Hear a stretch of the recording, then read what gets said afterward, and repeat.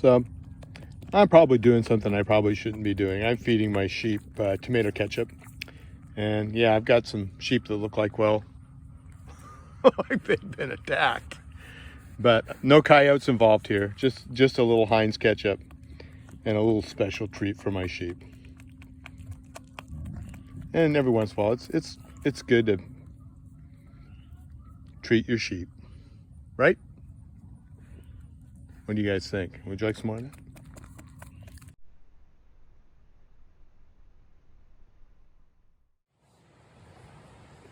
Well, here we go. We have a salamander here at Silver Falls State Park. And check out that weight of locomotion. Their legs are off to the side, so everything's kind of an S when they move. And as you know, amphibians are kind of in trouble these days, so it's good to see them. Well, can you see the blue heron in Shampooey Creek? Take a look, maybe. There we are, looking over towards the Minam.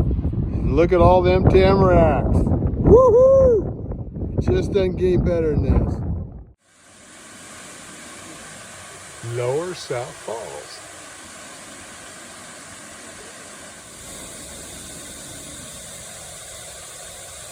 Lower South Falls in Silver Falls State Park in Oregon.